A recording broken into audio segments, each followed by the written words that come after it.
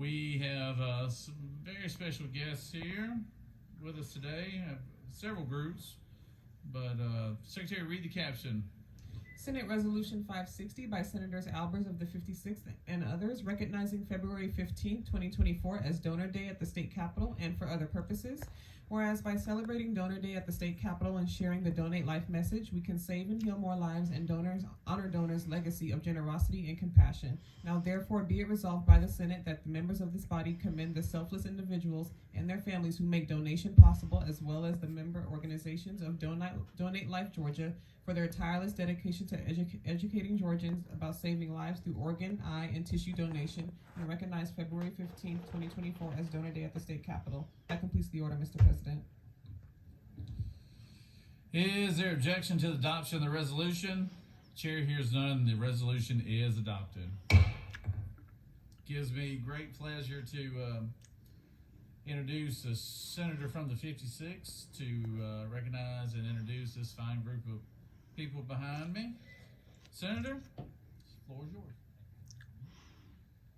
Thank you, Mr. President. It's a true honor to represent Donor Day at the Capitol, as well as Miss Hobson-Pape behind me. In August of 2020, we came this close to losing my son, Will, who's behind me now. It was one of the scariest moments of our lives. And I thank God every day the doctors, nurses, and staff at Northside Cherokee Hospital saved his life.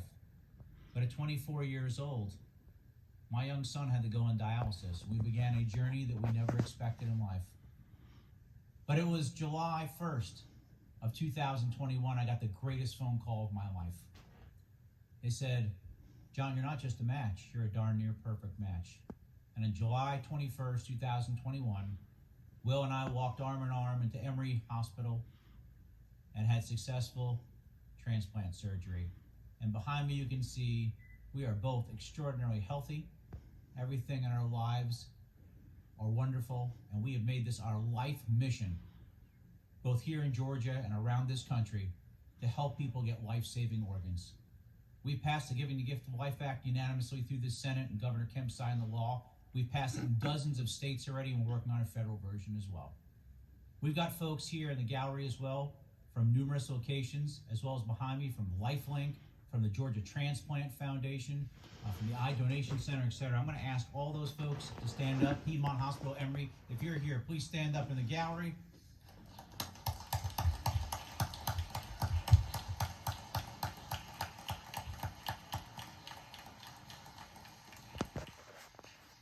And one of my closest and dearest friends behind me, Kathy Starr, who is a recipient of both a liver and a kidney, and a true shining example for everyone going through that process. Today, though, I'm going to ask one young lady, Pape behind me, to come up and speak to you. She's 16 years old, and due to her family and other circumstances with her pastor, was passionate about organ donation. And being passionate about that, she came to me, she said, "You know what? When kids get their driver's license and their permits, they're young and they don't know anything about organ donation typically. And I want to change that." How remarkable for a young woman to come forward to do that. And we got to meet with Superintendent of Schools, Richard Woods, and the state school board has now adopted that as part of the curriculum that every young person is going to have in the state of Georgia. So I want you to hear from Sierra, a remarkable young woman, and certainly the future of our great state. Sierra, come on up here.